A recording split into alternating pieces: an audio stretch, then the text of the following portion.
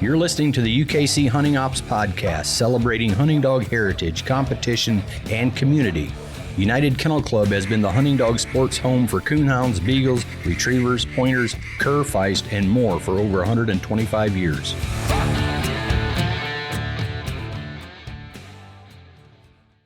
Hey folks, welcome to this episode. I'm Alan Gingrich, Director of Hunting Operations. I'm here with Trevor Wade. He's the Coonhound Programs Manager. Welcome, Trevor. How are you today? Good. I'm doing good. Glad to be here. Yeah, usually you kind of take the lead role, but today we're going to change the landscape a little bit and talk about some squirrel dogs. So, yeah, I think I might learn something today. Got a lot of good information here to go over. I don't know. You and I went squirrel hunting a time or two last year, I think. Was that last year when we went? Yeah, it was last year, Yeah. If I remember right, we had snow on the ground that day and kind of struggled a little bit, didn't we? Still treat a coon, though. We did treat a coon too behind your house there, didn't we? Yeah, we sure did. Yeah, Brindley was along. She loved it, I think. She still likes Winston. She still asks about Winston. Oh, yeah, does she? Yeah, so on this episode, let's talk a little bit about some of our Dog of the Year programs maybe, and our World Championship. We just came off the Cur World Championship, and the Feist World Championship's coming up. So we'll talk about that a little bit, about a Hall of Fame dog maybe. But we also have we get a lot of questions here at the office. And all of us that work in the hunting ops department, we kind of field all questions, whether they're coonhound, beagles, and in this case, squirrel dog related or squirrel program related. So, and you even get some of those questions as well. So let's start this segment a little bit and maybe answer some of those common questions that we get. I know you have some probably, and one of them will start with, one that is common. Do curs and feist hunt together? Right. And they used to all hunt together at one time, but we changed that. I want to say in 2017, we did split it up to where curs do hunt separate from feist. Curs and feist do not hunt together anymore. Right. Now, clubs can have both events at the same time, but they would be two separate hunts where the one club or one event is for curs and the other event is for feist, and they're running simultaneously. But what are some other questions that you might get sometimes? Yeah, well, you talked about them hunting separately, and what that brings to me is I know curs sometimes is a catch-all. A tree and cur is kind of a catch-all breed in some of our hunting programs. Can you tell me like what kind of breeds of dogs hunt in the cur program specifically, and then in the feist hunts specifically? Yeah, so in a cur hunt, any breed of dog can actually enter a cur hunt. The rules, if you look it up, and if you Google one word in the rules and put in coonhounds, it'll come up that coonhounds are the only dog or only breed that is not eligible to hunt in a cur hunt. But now a feist hunt, the only two breeds that are eligible to hunt in a feist hunt is the mountain feist and a treeing feist. No other breeds, just mountain feist and treeing feist. So it has to be a feist. Now I'll add to that, the treeing feist, as you know, in our coonhounds and beagles, we have our X-bred program, and that is for dogs that are of unknown lineage or are maybe in some cases mixed breeds or whatever.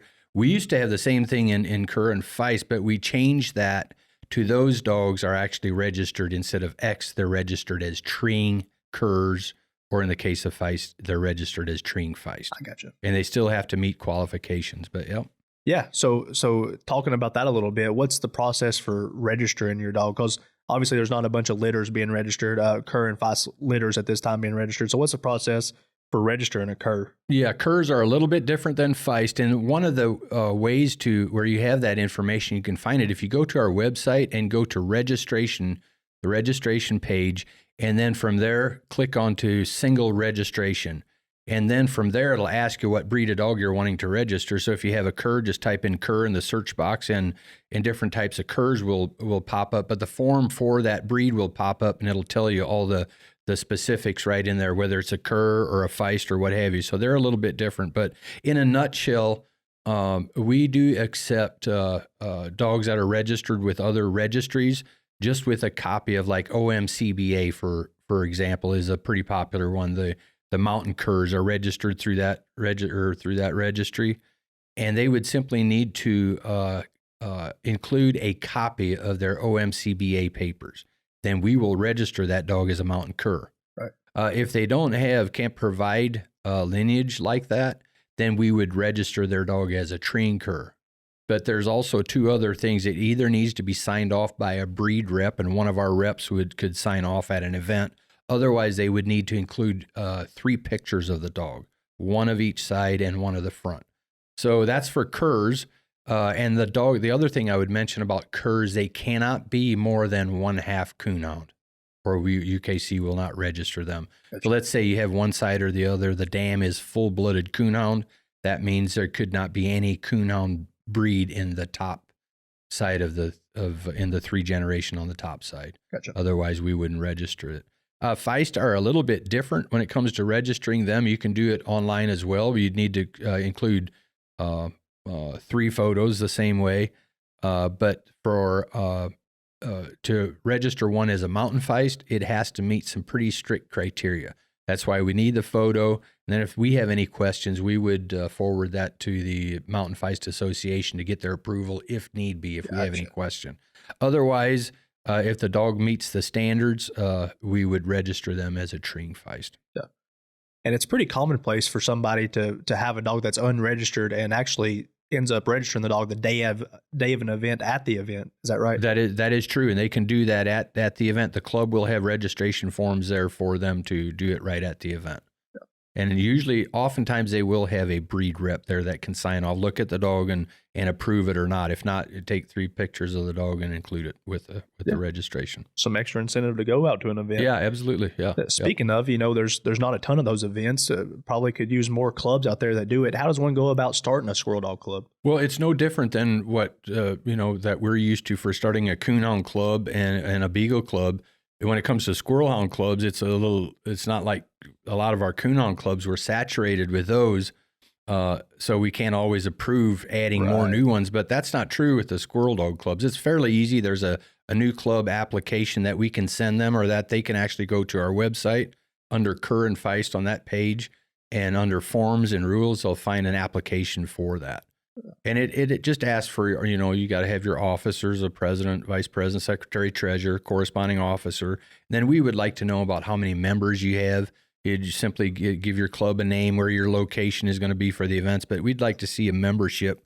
There's not a certain number we're looking for, but we just want to know that if you have events, this is approved, and you have events that you can actually have the help needed to put on an event. So that, and the easiest way really is for established coonhound clubs. A lot of them are using the same resources, same woods to hunt. So it's really easy for coon clubs to also have squirrel hunts. And that's just a matter of, we'd give them a different ID number, but that's very simple. Just carry their officers over to a new club. You might, instead of calling it a coon club, you might call it the Murray County Squirrel Club instead of coon club, but that's very simple as well. Yeah. Yeah. So with it being 2 separate programs between the Curs and the Feist, say you're at the Murray County Club and there's a group of guys in your area that hunt Cur dogs, a group that hunt Feist dogs. They have to hunt separately, of course, but is there such thing as a club holding both kinds of events in one day? Yep, absolutely. A club scheduling a Cur or a squirrel dog event, they have the option of scheduling a Feist hunt, a Cur hunt, a Feist show, and a Cur show. In the shows, they show separately as well. But they can do all that, and on top of that, they have the other option of scheduling what we call a double header. In squirrel hunts, they were commonly always referred to as an AM/PM hunt. So AM/PM is the same thing as we're kind of changing it over to call it a double header is what it is. So a club can have a smorgasbord. They can have a double header, AM/PM Cur and AM/PM Feist, right? And with a bench show, all those different options.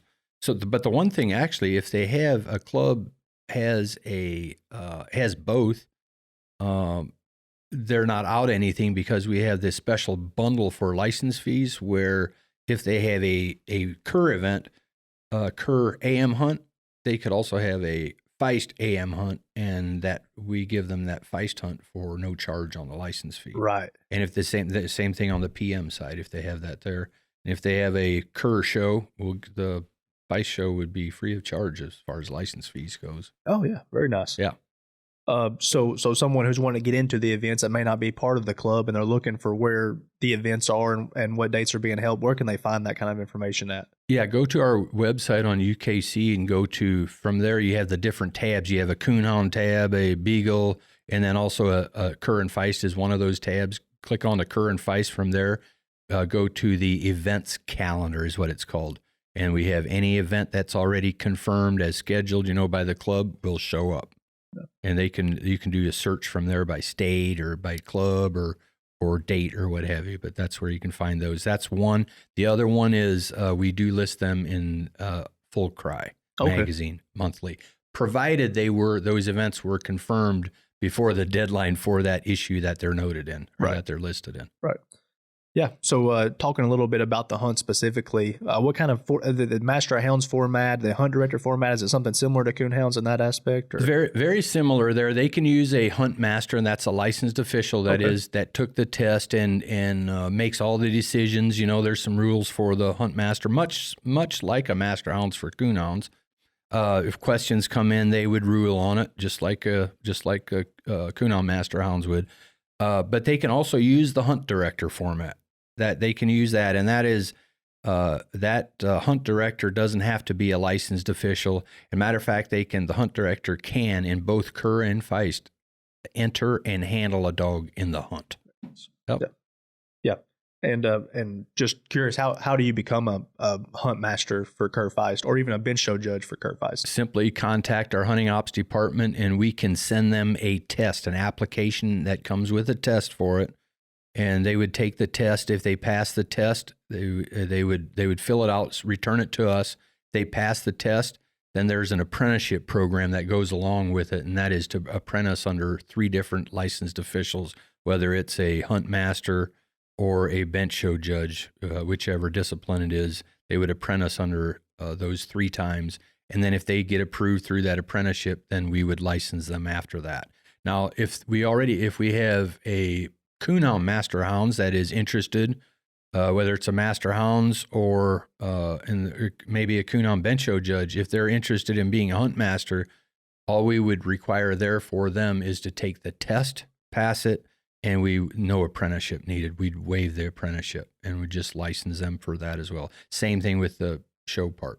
If you have a Beagle show judge or a Coon Hound show judge, very simple for them to get a Cur and Feist bench show license as well, and that's just to take and pass the test. Right. Okay. Well, I know no apprenticeship there. This is kind of the Squirrel Dog World Championship time of year. I know the Cur World just passed, and we'll talk about that later, and we'll also talk about the upcoming Feist World Championship coming up here next month or in a couple of weeks. But talking about registering dogs, is that something where, like for the Feist World, does my dog have to be registered in advance of that event to compete and participate? No, not as of yet. That's probably something that we'll require down the road someday, maybe. But as of now, they can actually bring their dog, even if it's not registered UKC yet. Bring the dog, bring the paperwork. If you have it registered through another registry, bring that paperwork with you. But you can do it right at the World Hunt, just like you can at any other club event. Okay. Yeah. And then another program or aspect of this program that I see you share a lot on social media and a lot of talk on our social media platforms is talking about the Dog of the Year programs that you have for Cur and Feist. Can you tell us a little bit about those programs? Yeah, that's a good program that's kind of taken on a pretty prestigious deal, and it's very simple. Every time you get a cast win, that counts towards your Dog of the Year. 1 win towards Dog of the Year. So at the end of the year, or monthly, we tabulate those standings monthly. And we have a list that we have on our website, and that's also something that you can see those standings in Full Cry every year. So cast wins get compiled throughout the calendar year. Starts January 1, ends on December 31st. So and then from there, the top 7 in the standings, in the final standings, they go to what we call a national runoff between those 7 dogs to determine the overall winner. Just because you're the top dog doesn't mean you're the overall Dog of the Year yet. Right. But it's kind of unique. The top dog, the dog that earned the most cast wins throughout the year, he does get a carrot at the national runoff, whereas he gets a bye in that first round. So that leaves us with 6 dogs in the national runoff, and you have 2 3-dog casts in round 1. And then those 2 cast winners go up against the bye dog, the dog that had the most cast wins in a 3-dog final cast. And then that cast is run off in round 2, and the winner of that cast is your outstanding Dog of the Year. Yeah. So I like that. Yeah, it's pretty cool. And we have 3 different categories. So we have the Feist Squirrel Dog of the Year, We have the Cur Squirrel Dog of the Year, and they all compete in their own standings, you know. And then we also have a third one, which is a Cur Night Hunt Dog of the Year. Okay. And that's on raccoons. Yeah, there we go. 3 different ones, yep. Yeah, and you got some list of the obviously the qualifying year's over for 2022, and I see you got a couple lists here. The first one you have here is the Cur Night Hunt Dog of the Year qualifiers. You got your top 7 here. Yeah. Can you tell us a little bit about how that year went? Yeah, you know, it's interesting there in the standings. It notes how many points they have, Dog of the Year points, which is actually number of cast wins, as we mentioned. So yeah, to get in the top 7 to be able to get an invite to the national runoff for Cur Night Hunt of the Year, ending in 2022, it took 3 cast wins was the minimum. Now there's a couple dogs that had were tied with 3, but there's a tiebreaker process. So yeah, but the dog that had the most cast wins, 15 cast wins. So, but yeah, I'd like to kind of cover those dogs if we could. They're Sure. the 7th place dog. You know, now to get in that top 7 means nothing more at this point other than for the national runoff purposes. You know, so 3 cast wins there for Squirrel Champion, Grand Night Champion, Cahaba River Newt HTX. That dog's owned by Clifton Robinson of Alabama. That's a mountain cur. And interestingly enough, our top 7 in 2022 in the final standings, every one of them a mountain cur. Oh, No okay. treeing curs or blackmouth curs or Stevens curs, all mountain curs. That's interesting. It is interesting. The other thing is Newt was our last year's overall outstanding cur dog of the year. So, but yeah, Clifton Robinson from Alabama. We had Grand Night Champion Gwynn's 2020 Sioux. That's owned by Ricky Gwynn of Georgia. Had 5 tied with 5 cast wins there with Night Champion Porcupine Mountain Sydney HTX2. That is owned by Scott Blevins of Indiana. So Sydney and Sioux both tied with 5 cast wins. They got in the top 7. With 8 cast wins was another dog owned by Scott Blevins from Indiana, and that's Grand Squirrel Champion, Grand Night Champion, 20K Twisted Steel HTX2. Another mountain cur that's obviously, you can tell by his titles, has done a lot of winning in squirrel hunts, bench shows, and also on raccoon in night hunts. So yeah, pretty decorated dog. That 8 cast wins. 9 cast wins that ended up 3rd in the final standings was a dog out of Ohio, owned by William Kemp Sr., Squirrel Champion, Night Champion, Big Daddy Candy Jewel, female there. The runner-up last year had 10 cast wins out of Ohio, owned by Nathan Albrecht, Grand Night Champion, Ohio Valley Rowdy. And then our top dog that got the bye in the first round of the runoff had the 15 cast wins. Ricky Gwynn out of Georgia with Grand Squirrel Champion, Grand Night Champion, Gwynn's Tree Banging Betsy. Okay. She was the top dog. So the Cur National Runoff was held the day before the Cur World Hunt, so that just happened a couple of weeks ago. But in all, there were for Cur Night Hunt of the year. I'm sorry, I'm wrong. That was for the squirrel part of it. This is for the night. These are the Night Hunt Dog of the Year qualifiers. This has not. The runoff has not happened, but there's 18 different dogs that earned points this year for this runoff, and that national runoff to determine the overall dog of the year will be held on Saturday night, April 1st, in Chatsworth, Georgia, at the Murray County Coon Hunters Club. Coming up soon, then. It will be. Yeah. And qualified owners have already received an invitation with further details on that, and one of the package for that overall winner is valued at about $500, which includes a light that is sponsored by Bright Eyes, the Viper Heat Seeker, which is one of Ray Conrad's new lights, and then they'll also get a jacket and a nice plaque for that. But the package is valued about $500. April 1st. Yep. Very nice. Yep. Very nice. So that was the Night Hunt of the Year qualifiers for the national runoff. Moving on to let's cover some of our Squirrel Dog of the Year qualifiers. And this is the one that already happened at the Cur Squirrel Dog World Championship. But there it took 5 cast wins to get into the top 7 in 2022. And finishing out in 7th was a dog owned by Andy Hook of Ohio. It's a treeing cur, Squirrel Champion Hook Star. And also with 5 cast wins, a dog out of North Carolina owned by Douglas Parkhurst, Squirrel Champion Heritage Beast. That's a mountain cur there. Here's one you might recognize, a coonhound guy. one of the old legends, Leroy Gamble out of Kentucky, had 6 cast wins with his mountain cur, Grand Squirrel Champion Gamble's Burley. He hunted English dogs. He's kind of a English coonhound guy. But, recognize him and this next Leroy one. Gamble. Yep. With 7 cast wins from Ohio, William Kemp Sr. had 2 dogs in it, actually, both mountain curs. One had 7 cast wins. That was Squirrel Champion, Night Champion, Big Daddy Candy Jewel. And then he also got another dog in Night Champion, Grand Squirrel Champion, Kemp's LC Thunder Phoenix. Had 8 cast wins. Our runner-up last year in the standings had, we had 2 dogs tied with 9 cast wins. And it had the tiebreaker there but ending up as the runner-up was a treeing cur out of Ohio, Grand Squirrel Champion, Grand Night Champion, Snickers Bite Size HTX, that is owned by Kelly and Teresa Vian of Ohio. And then the top dog, the bye dog, was a treeing cur from North Carolina, Grand Squirrel Champion Mad Dog 2020, owned by Adam Wyatt and Keith Baxter. And this dog was actually won the Dog of the Year overall in 2020, actually. So it's won that. So 48 different dogs earned Dog of the Year points this last year.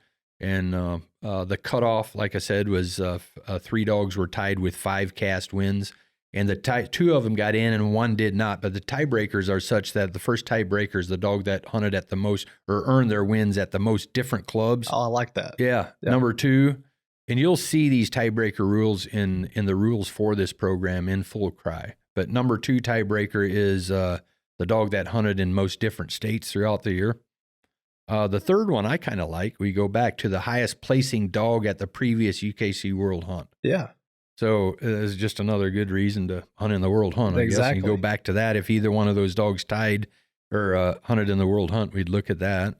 And then finally, the dog that earned those final points first, if it comes to that. And usually we've not ever had any trouble breaking those ties. But here again, the top 7 were invited to the national runoff that was held already on Friday before the Cur World Championship down there at Chatsworth, Georgia.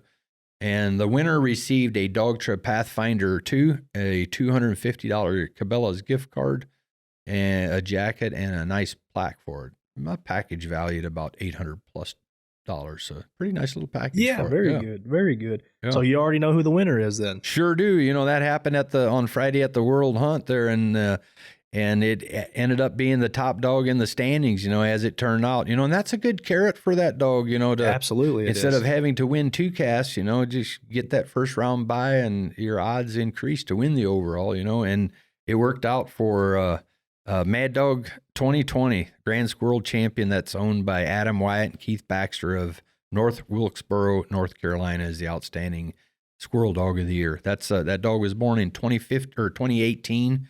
It's a treeing cur female. The sire is a mountain cur 2020 patch, and the female is actually a treeing walker hard knocking Susie.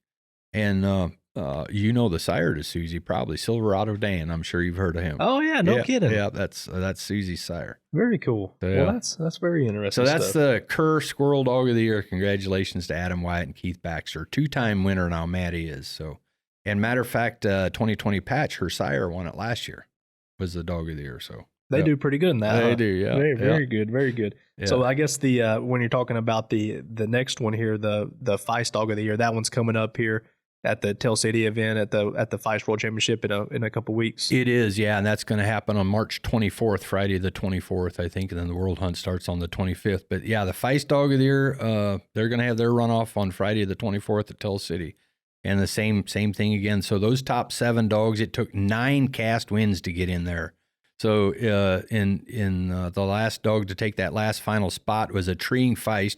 And ironically, all 7 of these dogs are treeing Feist. All treeing Feist. That's kind of interesting. But yeah, so squeezing in there was Squirrel Champion Garner's treeing Sandy, owned by Joseph Garner of North Carolina with the 9 cast wins. 11 cast wins, Grand Squirrel Champion McCarson Smoking Sage, owned by Jamie McCarson out of Aaron, Tennessee. Another dog out of Tennessee had 12 cast wins to get in. Grand Squirrel Champion, World Show Champion, Grand Champion Doc's Rowdy Hawk, owned by Donald Barnes. Dog out of West Virginia also had 12 cast wins. Grand Squirrel Champion Jude's Twinkie. That dog is owned by Johnny Jude. And then getting into the top 3 and 3rd overall in the standings in the for 2022 final standings, had 13 cast wins. Grand Champion, Grand Squirrel Champion Hall of Fame, Cedarwood Bow HTX. That is owned by Chad Wagner of Kentucky. And then the runner-up was a dog out of New York, owned by Dennis Wood, had 18 cast wins. Champion, Grand Squirrel Champion Plant Cedarwood Sophie. And then the buy dog and the dog who had the most cast wins, a grand total at 25 this last year. Another dog out of New York, owned by Vance and Anna Plant. Gee, that's a pretty competitive division there. Grand Squirrel Champion, World Show Champion, Grand Champion Plants Rippin' Robber HTX. So congratulations to all of those. 53 different Feist dogs earned points in 2022. And like we said, that hunt will be held on Friday, March 24th in Till City. And again, there the owners received those invitations there with all the further details and everything. So the winner there again is going to receive the same package the Cur Dog did, and that's the Dog Trip Pathfinder 2, $250 gift certificate, a jacket, and a nice plaque, a $800 plus prize package. So, yeah.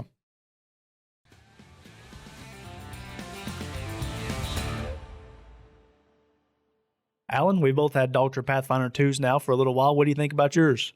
I'm liking mine. One of the things I had the opportunity to now download a map of an area where I did not have service, and I've used it there, and it has worked flawlessly. I love it. Yeah, I love the crystal clear maps. I love that I never lose reception on my dog's collars anymore. Highly recommended by me as well. Dog Trip Pathfinder 2, the official GPS collar of UKC.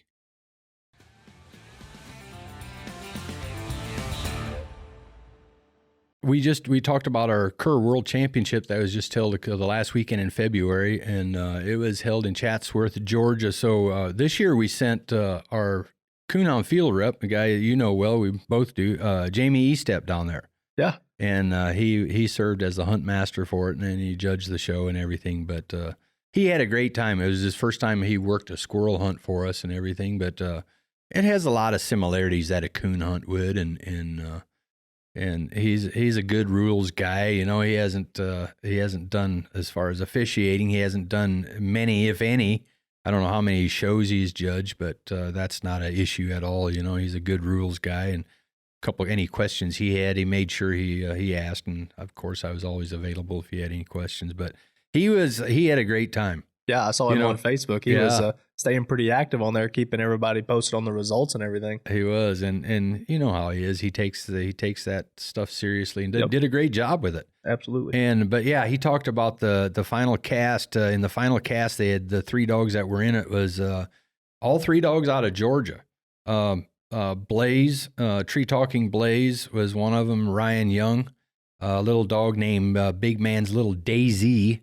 They call her Daisy, spelled D-A-Y-Z, and owned by Mark and Bo Dooley. And then the 3rd dog, in no specific order, was Shadow's Jet, a dog owned by Jeremy Miller and Dale Stanley of Georgia there. So, yeah, Blaze, Daisy, and Jet. But Jamie he had a lot to talk about that event. He said, wow, were they some squirrel treers now? Yeah. But they made 12 trees in that final cast and looked at 11 squirrels. I must be hunting with the wrong dogs whenever I was going with people. That's pretty rare. That's pretty good for a World Finals, no? That was for a 90-minute hunt. Jeez, yeah, that's putting on a clinic. Those 12 trees and looked at 11 squirrels. So just goes to show the quality of dog they're competing in it. Yep, and I'd say they kind of, they rose to the top there. But yeah, he was impressed. But as it turned out, it was Tree Talking Blaze and Ryan Young that ended up winning there. And not just that, but he's a repeat winner. Won the World Hunt last year. 2 years Comes in a row. back and wins it again. Very impressive. Congratulations. Yeah. So yeah, this dog that won it is it was a 2019 model, born in July of 2019. Mountain Cur that is sired by Squirrel Champion Porcupine Mountain Bud. And the owner, like I mentioned, was Ryan Young, and he's right there in Chatsworth. So a local guy right there, and came back and won it again in his backyard. But the dog did a phenomenal job. But Jamie Estep did a great interview with Ryan right after that finale on Sunday, and folks can go check it out on the UKC Cur program a Facebook page. Absolutely. And see that interview. But hey, there was some a little bit of they had a little bit of an issue at the hunt where that winner was supposed to get a dog box from G&R Cedar Dog Boxes out of Lawrenceburg, Tennessee, and for some reason they couldn't get the things arranged to get the box there, and there was some confusion about it, and didn't have the boxes there, didn't have this box there, but we got that taken care of. I got Mr. Gavin Flatt, the owner, on the phone the next week, and he was so gracious, said not a problem at all. He had the box ready, and nobody picked it up, and he ended up selling it actually, but he said not a problem. He worked it out, and he's making another one for to get over to Ryan Young on that. So yeah, thanks to G&R Cedar Dog Boxes out of Tennessee and Gavin Flatt. Thank you for working with us on that. So I've seen those dog boxes on social media. Those things are pretty slick. Yeah, pretty cool prize there. Yeah, so we mentioned just the placements there. Mentioned Blaze ended up winning the whole hunt. 2016 model again, Ryan Young out of Georgia. Big Man's Little Daisy, the Mountain Cur female. She's a 2016 model. Mark and Bo Dooley of Georgia. They ended up a runner-up second. Third was Shadow's Jet. That's a 2017 Mountain Cur female owned by Dale Stanley and Jeremy Miller. That dog placed last year. I'm pretty sure that dog placed. If not, I could be mistaken. I know Jeremy placed a dog in the top 10 last year as well. Fourth was a dog, 2019 model Mountain Cur male Pure Country Sting. That's owned by Eric Wally. He came over from Waynesburg, Mississippi is where he lives. Fifth was Swamp Creek Zodiac, 2018 model Mountain Cur male. That's owned by Michael Dooley of Georgia. And sixth was Atkins Sucker Punch, 2020 model Treeing Cur male, owned by Brian Atkins of Georgia. And seventh was Squirrel Champion 2020 Savage, 2018 Mountain Cur male, owned by Keith and Jordan Baxter of North Carolina. And then Grand Squirrel Champion Mad Dog 2020, who is a 2018 Treeing Cur Feist, or a Treeing Cur female that is owned by Adam White and Keith Baxter. Same dog that won the Dog of the Year. Ended up there in 8th place at the World Championship. And then one other dog I'd like to give a shout out to was the World Show Champion was Tennessee Chevy Maximus. That's a 2018 Mountain Cur male owned by Terry Bailey of Decatur, Tennessee. So yeah. There's the results of the World Championship. Congratulations, everyone. You'll see those results in full cry and on our Facebook pages as well. So, yeah. So let's can we talk about the upcoming Feist World Championship? Yeah, so I see it's in Tell City this year. Yeah, it is. Yeah, I've been down to Tell City a few times. I like it down there. It should be good hunting down there always. Yeah, and those folks have put on a lot of big events, our Coonhound regions or World Zones. They put on Black and Tan Days, Plot Days, Red Bone Days. A lot of events have been held down there, and squirrel hunts too. So yeah, if you go in their clubhouse, they have a bunch of plaques, and some of them are from where they've hosted major squirrel events in the past, so they're no stranger to that. Yeah, and I trust I'm very confident they're going to have plenty of guides available for this world hunt coming up on the national runoff on Friday, the March 24th, and then the next day starts the world hunt on the 25th. But this when this airs, folks are going to have about a week and a half to prep for that. But still plenty of time. It's no advanced entries or anything like that. You enter on the grounds. Entry fees are $40 for the entry fees, and the entries close at 7 a.m. on Saturday for the World Championship. Yeah. And then we'll also have a show there, and that show deadline is going to be 1 p.m., $15 for the show. And all those times are on Central Time, local time there in Tell City. But it's a full elimination format. Enter on the grounds, and all dogs draw out regardless of their category. They all draw out together in the same category, and all rounds are 90-minute hunts. So. Yep. I thought I heard you talking to the landers up there. I know that you have the Dog of the Year stuff. The runoff on Friday is there if people go up a day early, is there opportunity to also, is there like a warm-up event going on too? Yeah, there is. And you're used to those. We see a lot of those have Right. become quite popular on our coonhound side. And we, they're doing that here actually. So the national runoff is going to, those guys need to be there by 7 a.m. That's when those first 2 casts are going to go out. But at 4 o'clock in the afternoon, the club has scheduled a licensed, they're going to do a 60-minute licensed hunt. Just kind of a warm-up hunt for people that want to come early and get their dogs out, get them stretched out a little bit. And that's a licensed hunt. Yeah, I think it's a, has a, what is it, a $20 fee. Yep, $20 fee. So that kind of works out, if they want to hunt their dogs. And as a matter of fact, it's a licensed event. So if they get a cast win, it's going to go towards the dog's degree. But yeah. Yeah. So go ahead.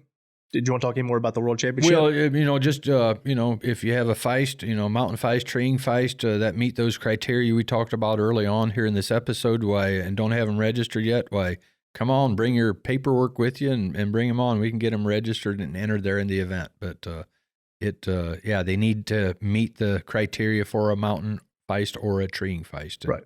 Won't be any problem. Now, we do measure dogs. They cannot be more than 18 inches tall. There's no weight. Used to be a height and a weight, but there's no weight anymore. It's just all size. Can't be. They get measured in, and anything 18 and under is going to be good to go. Okay. As far as height goes. So, yeah. So there we go. Well, one thing we've been talking about in our last podcast, we talked about Coonhound Night Hunt Hall of Fame dogs. Before that, I think we talked about some of your Beagle Hall of Famers. So I guess it only makes sense to talk a little bit about the Cur Feist Hall of Fame stuff you got going on. Yeah, right? so this all started the same year. I think it was, 2019, I think, when we started the Hall of Fame thing for all of UKC, across the board. So how many coonhounds did we have? 16 night hunts. 16 and then night hunts, yeah. Yep. And then I think we had 5 Beagles that we already talked about on another episode. Here in the Squirrel Dog world, we've got one. One dog. So, this dog, it takes a total of 50 cast wins from 0 to earning this Hall of Fame title, just like all the rest do. So you kind of know the criteria for it. But yeah, one dog, and that is a dog that was born in 2018, a treeing feist male. He'd make him a 5-year-old this year, and kind of like we talked about in a other episode, a dog that is a little bit older and has won a lot, and that is certainly the case with this dog. Grand champion, Grand Squirrel champion, now Hall of Fame, Cedarwood Bow HTX S. Yeah. And that HTXS, while I'm mentioning it, most dogs, the coonhounds we see just have HTX. Whenever it has an S behind it, that means they did a hunt test on squirrel. Okay. So that's what the S stands for. So they could do, if they do it on raccoons, which curs could do it on raccoons as well. It doesn't have that S on it, but that's what that means. This dog is a owner, breeder, handler dog here, sired by World Squirrel Dog champion Cedarwood Cloud Jr., and the dam is Cedarwood Lily.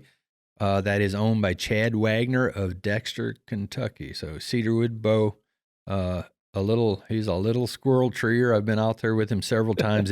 Right now, as of today, he has a grand total of 57 total cast wins on his record at the United Kennel Club. So I know Clayton. We talk about Clayton's video sometime. Clayton Stark. He went down to the Feist World last year. Is this this dog was featured in his video? He correct? was. This dog placed second in the World Hunt, runner up last year in the World Championship. So yeah, you can go to search some of Clayton's profiles or things he did, and just search for UKC World Championship, and that should pop up. Yep. And you'll get to see this dog in action, actually. This dog, and he ended up placing runner-up, second place, but this in the World Championship you'll see there. But yeah, and still active. You saw him; he was on the Dog of the Year runoff. And I'm sure he'll be competing for the World Championship again this year. I'm sure. So yeah, congratulations to Chad Wagner there.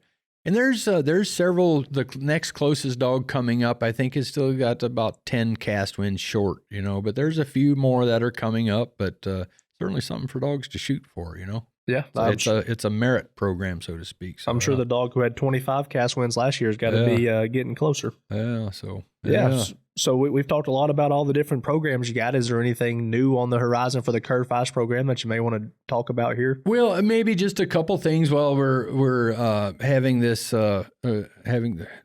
discussion on Squirrel Dogs. So Jordan Baxter is out of North Carolina. I mentioned his name once or twice today, and he's kind of been our rep, so to speak, for the Cur programs, and he has been very involved in the last year or two with sports, doing some coaching, and he's got a young boy, and we all know how that goes. Takes a whole lot of time away, but he's done a fantastic job. He's a great young man and everything. He couldn't be at the World Hunt this year and had some other priorities, and that's why we sent Jamie there. But and then Jamie just really enjoyed it and expressed some interest, and so that's one thing. Jordan he's going to give it up, and I want to take this opportunity to thank him for everything that he has done. And probably I talked to him on the phone, and he thought Jamie did a wonderful job as well.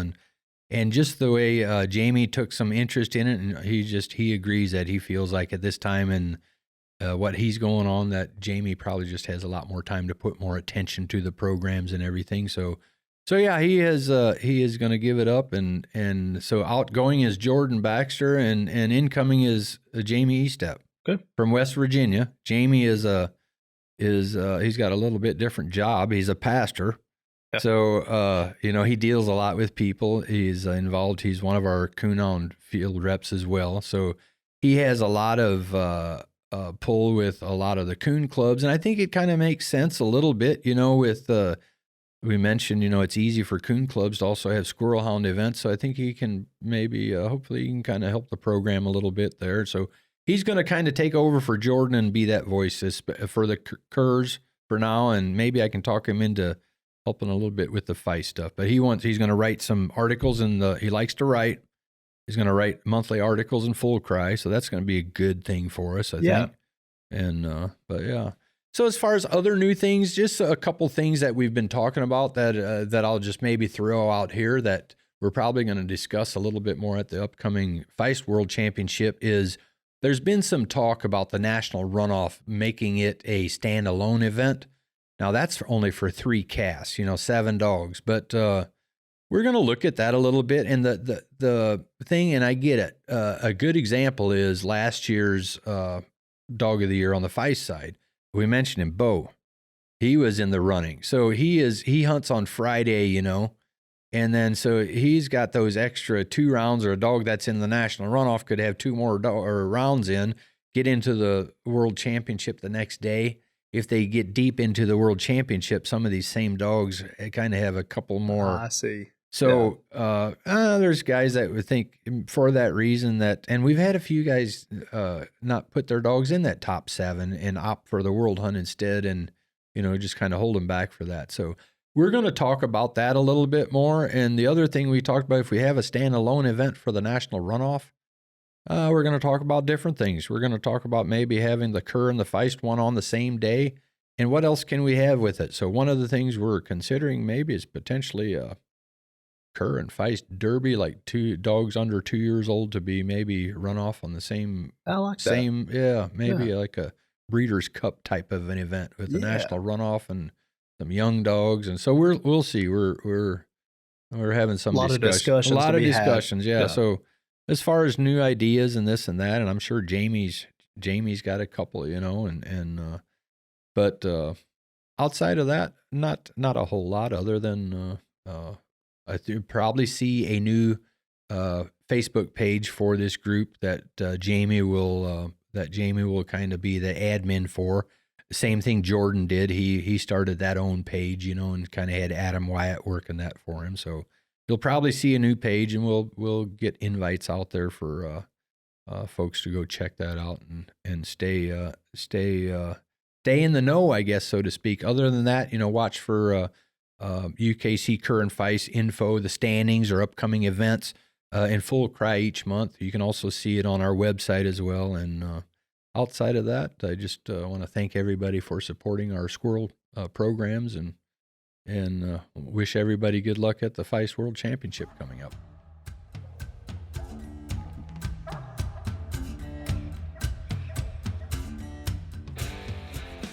Thanks for listening to the UKC Hunting Ops Podcast. Be sure to give us a follow wherever you get your podcasts so you don't miss out on new episodes.